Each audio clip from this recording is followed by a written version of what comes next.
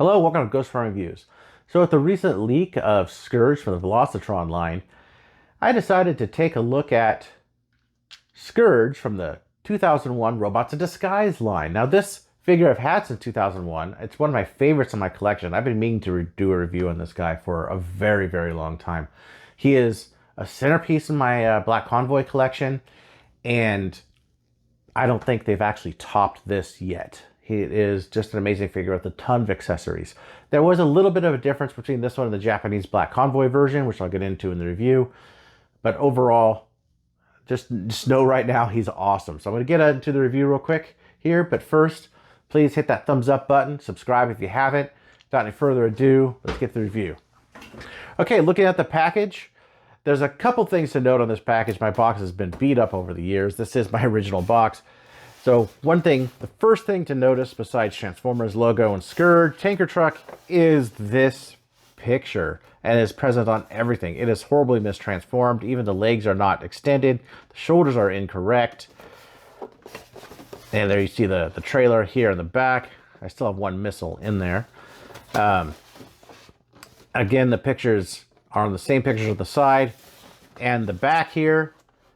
And this just looks terrible. If you look close at it, this looks to be the Car Robots Japanese one. It has the pink for the sword and the eyes, and it has more of a shiny stickers, and there's also no Decepticon logos because they probably had to Photoshop out the upside down Autobot logos. There's the trailer, and there's a little bit of a story on it. Now, I missed this on Transformers packaging. I definitely missed the story and stuff like that goes with it. You could pause it and take a look at that. And here he goes.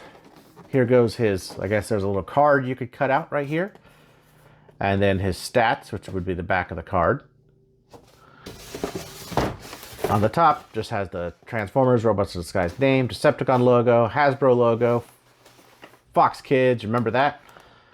3 launchers, rapid fire, air powered, multi-shot disc. This is seriously cool.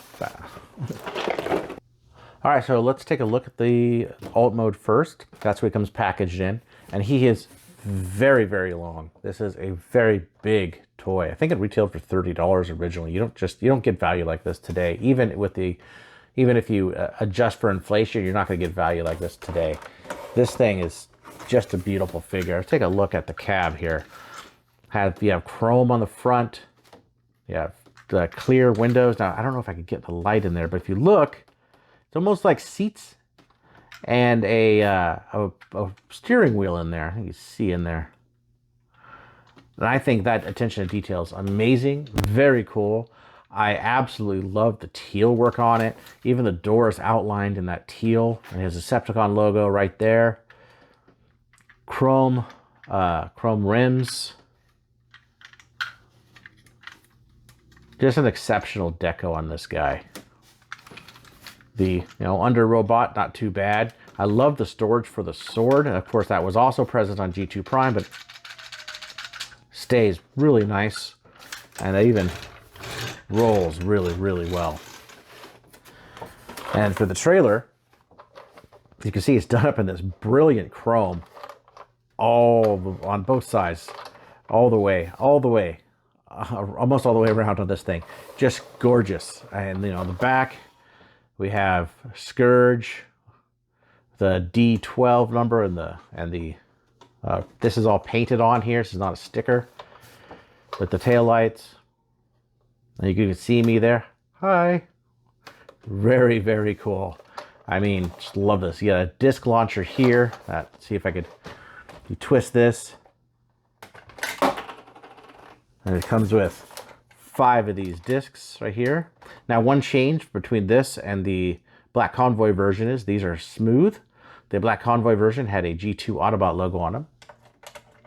One thing I always liked is how when you have them there, it actually kind of completes the look and keeps it solid. I think that's really cool. And you put them together. There is a little hole right there, and they roll really, really well. Now, there's no, these are plastic wheels. There's no rubber wheels like on most of the Rid line. But again, this is repurposed from Generation 2. This is the Generation 2 Prime. which, as a comparison, my trailer is missing the top part, but as a comparison, there you go. So there's a ton of redeco work on it, as you can see here, between the two. He just looks really nice, dark, and evil. I absolutely adore that. And there was also a Spy Changer version, which was made specifically for this. Love this little guy. And here he is with red sunstreaker and legacy bulkhead. All right, now starting with the trailer here, there's a lot this trailer can do. So like GhostPrime, you open this up, there's this gun right here. Mine actually doesn't stay very well, but stand it up. Oh, these always fall out. And then you press this button and this falls down and these two side pieces come down. Oh, okay. And we gotta move this, very hard to see here. You can move the launcher here. That one fell out, so we stick that back in.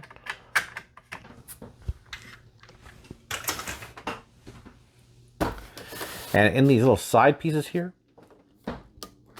one of the things I always really liked about it is you could keep the missiles. This is a missile launcher that connects into the side here, and then you take it off and it connects here. You could also have him hold it as a gun, and he has 5 missiles that will fire. Put that on there, it's a little ball joint. I just kind of put these in here because I like to shoot off in the trailer. So just go ahead and put those in. Like that. All the missiles are in there, and these are little buttons, so each one of them could fire individually. Go ahead and pull this part down here. That has the part that has the firing missile. Just put that. And the missile is actually, you kind of see it. There's a spot for it so it doesn't get all squished. Right here, it has a rubber tip.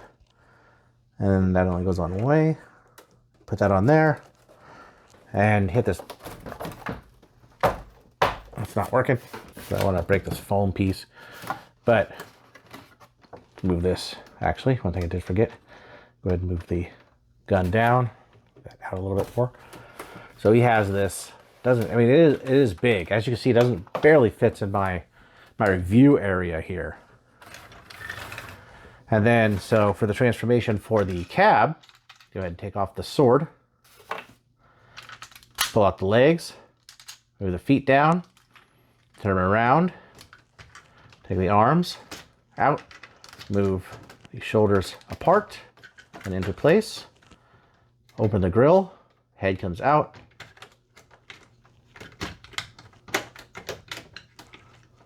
And you take this, slide it down, turn it around. There you go. Go ahead and unpeg the legs. We'll get close up in a minute here, but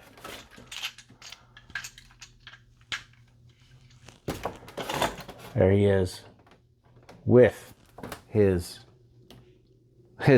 base. Now this is a play set. This is not just a figure. This is an entire play set. This thing is beautiful, and they don't do this anymore with Transformers.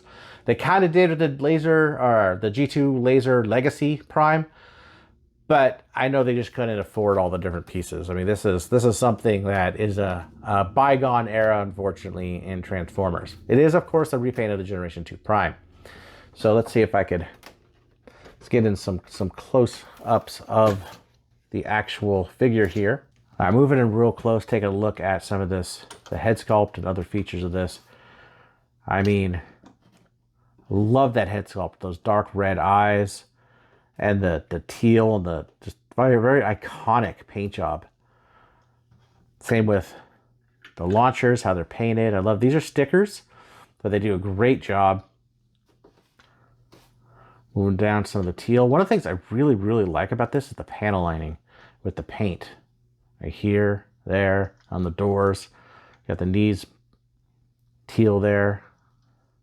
He does have as red. Now, one thing he doesn't have, so if you look on the back, there is this button, and it's still a button.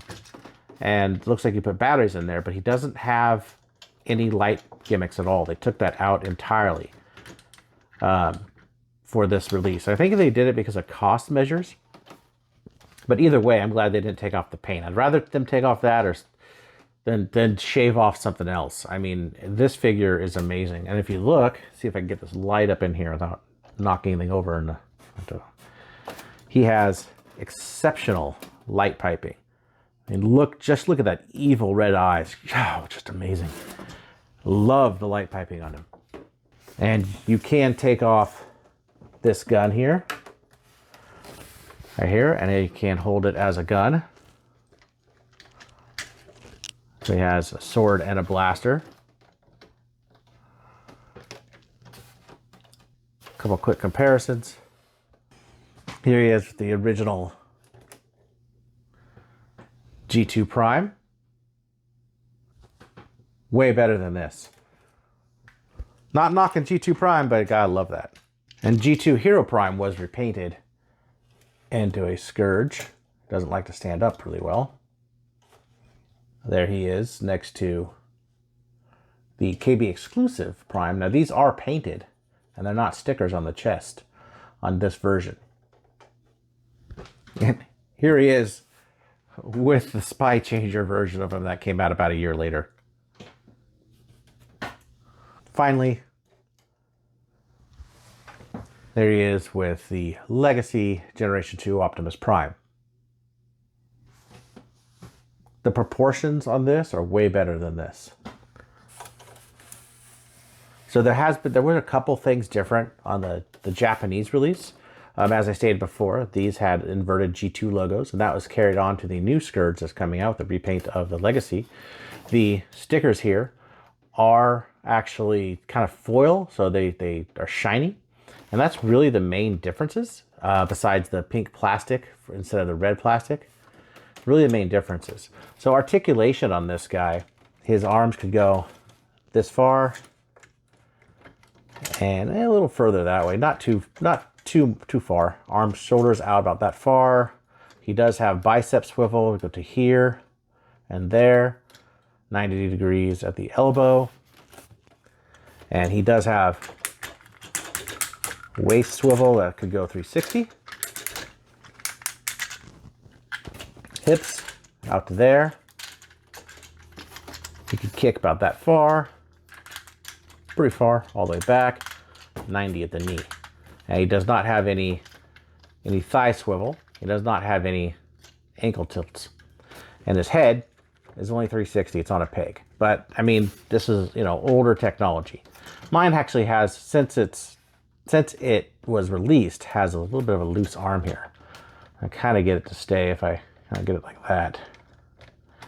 If that's why I don't commonly have them hold this. Ever since I got it, that's how it was. So it'll stay as long as he's not holding the gun. There's a screw under here I could probably tighten, but I'm not taking off the stickers. But overall, he is an amazing, just an amazing figure. He stands well. He's not top heavy or back heavy. And even though he looks like he might be a little bit, he actually stands really well. And just looks imposing. So as I stated before, this is an absolute favorite in my collection. There hasn't been really one to top it yet. Not in my opinion, at least. Say for third party, which I haven't experienced myself. I absolutely adore this figure and gets a strong 9 out of 10 for me. The only thing I think that it could be improved on would be the thigh swivel and maybe ankle tilts. But again, this figure was designed in the 90s and then repainted in the early 2000s into him. Excellent job on this thing. The paintwork is impeccable. The panel lining with the teal has not, I don't think it's been done since. I might be wrong on that, but I love the panel lining on it. I love the color breakup on it. And I really think that the new one looks good, but does a disservice from not being this nice sort of gray, silvery gray color. I really dig how it's a black truck with the lighter color as a robot. It sets it off, sets it apart, and makes it unique, especially on a Black Convoy or Nemesis Prime or Scourge collection, whichever you have. So if you have not ever experienced this figure, go pick it up. Ton of accessories, looks beautiful. They are kind of expensive, but I was looking today for the Black Convoy version, and I found a couple that were sub $200. But anyway, thanks for watching. Thanks for sticking with me this long, and I'll be back soon with another review.